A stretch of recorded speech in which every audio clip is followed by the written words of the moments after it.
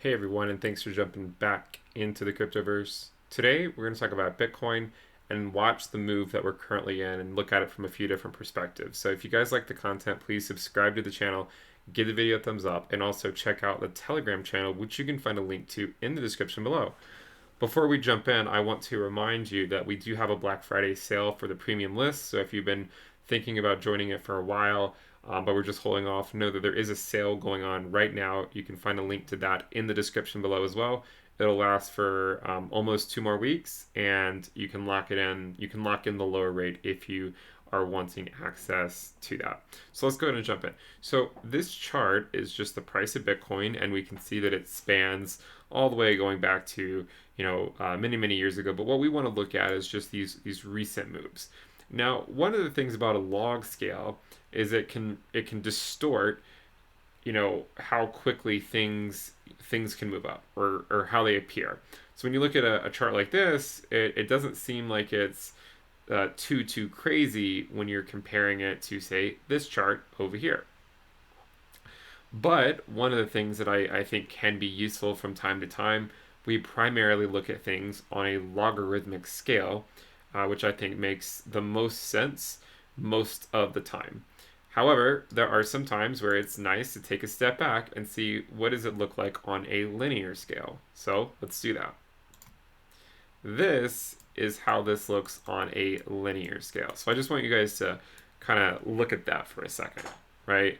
Just take a look at it and kind of set yourself apart from what we want to happen, right? What we feel like has to happen, or just any other thoughts. Like, just look at it from a practical perspective and look at how significant this move has been. I mean, this is pretty amazing for Bitcoin to rally from $3,800 to about $19,000, almost $19,000. I think maybe some places it hit 19K in just a little over half a year. Just look how significant this move is. And one of the things about this is when as we take it day by day, you can lose track of just how quickly it has moved up, right? It's easy to lose track of that and only focus on, well, what has it done for me recently type mentality. And now we're getting into that zone that we get into anytime the price goes up this quickly, where everyone expects it to go up every few days, and it does, and it has been doing that for weeks now. But again, we don't know where it will be. We know, if history is any indication, that we will see a correction, right? We will see one, and it will scare a lot of people. Now, the true question, of course, is, well, where does that come? Right? Where does the correction come? And I don't know. I can't tell you where it's going to come. As I've said before, it's very hard to make rational predictions on short-term bubbles because they're often very irrational. Just like the one in 2019 that peaked at 14K or just shy of 14K. Even back then, there were people calling for it to go to 20K in the short term, right? I mean, there were people back in 2019 saying, "Oh, this is going to 20K, and we're going to have a double peak or something. Like, it's gonna look like this, where we come up, come back down, and then go up again." I saw that argument as well, where you come down and then just go straight back up again. Something similar, and it didn't happen, right? It was a local top, and we came back down. So we're looking at this, and we're saying, you know what? Like, we recognize that the price could continue to rally. It could go to 25K. It could go to 30K. It could go to 40K, right? I have no idea what it's going to do.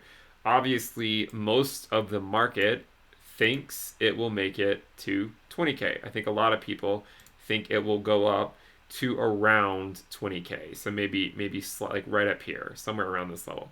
And it very well could. And a lot of people will, at this point, I'm sure there will be sellers. Because historically speaking, when you're looking at prior local tops, it takes it a few times of testing it to break it. Now, has this always been the case? It has not. You can see last cycle, it took a test, a wick to the top, and then back down, a second test where we actually went over it and then back down, and then the third time we broke through. However, on the first cycle, we broke through it like it wasn't even there, right? I mean, it was basically saying like, what prior all-time high, right? It didn't even stop. I mean, and you can see how the chart looks, right? It didn't even notice or pay any attention to the fact that this was a prior all-time high.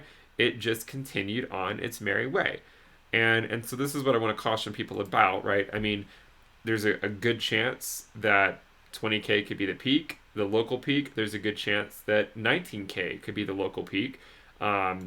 Because you have to imagine there's a lot of sellers probably waiting for 20K, and then if it turns out that say 19K is the peak and then we start going back down, then those people that were waiting for 20K might get spooked and then just quickly sell and take their profits, and that could drive down the price even quicker.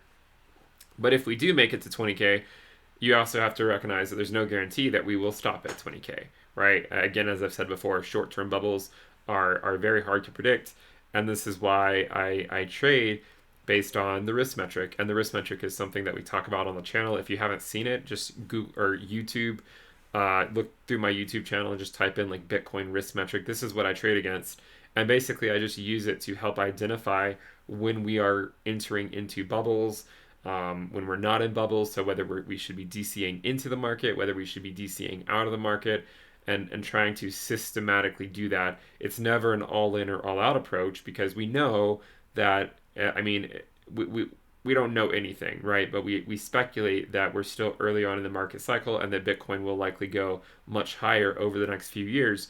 But the idea of looking at a move like this and thinking that it will, and thinking that this is like the new normal, moves like this tend to happen at the end of short-term bubbles, not at the beginning, right? Not at the beginning. And you can see that we have had similar moves like this, right? Over here, back in 2017, we had moves that looked very similar to this. And I mean, if we draw bars, say from this, or sorry, that's the wrong one. Let's get the bar pattern from say this point to this point, and then just move it over here. I mean, you can see how similar they are, like how quickly they're going up, and this typically happens at the end of a short-term bubble. Now the question, right, is, I mean, you can see back in this prior bubble we had a lot of weeks where we were moving up, and week after week it could have been the local top, and it wasn't, and then finally we had it, right? And then that was when we came back down in the short term. And I'm not trying to spook people. Even if we do come up here and maybe we go a little bit above it, I don't know. But if we do come back down, the goal, of course, will be for us to hold the 20-week. Okay, we're going to come back down to it at some point, because Bitcoin will not go up this quickly forever. And whenever we do come back down to it, this will be a very important test. Okay, and when we test it, I think the whole market is going to watch and see what the hell happens, right? Is Bitcoin actually going to hold it as support? Because if it does, then we can continue to potentially rally back on up and retest the local top. So I just want people to come at this from a more pragmatic point of view. There are a lot of people that are going to say, it's just going to go to 100K immediately, and I think that this is most likely not going to happen. But again, we're not going to say anything's definitively impossible. So again, sometimes it's good to just take a step back and look at it on a linear scale to really appreciate how far we've come in such a short amount of time, and to see that this type of a move does not last forever. It just simply doesn't, as much as we want it to. It just simply will not last forever. And we will have a correction at some point. I mean, I can assure you. I mean, you guys are fully aware of that. The question ultimately is, how high can we go before then? If you want to know how I'm handling the market at this time, remember to sign up for the premium list, and you can get the Black Friday discount for almost 2 more weeks, and just check out the description below to get that link. You get access to weekly reports, weekly videos, the alerts channel where I let people know what I'm doing, the chat room, the private chat room, the risk dashboard, which is what I use to trade, and then also you'll get access to these some of these TradingView indicators as well. So you get access to a whole lot of stuff. Make sure you subscribe in the next 2 weeks or so you don't miss out. And at the very least, please subscribe to the channel and give the video a thumbs up. And I'll see you guys next time. Bye.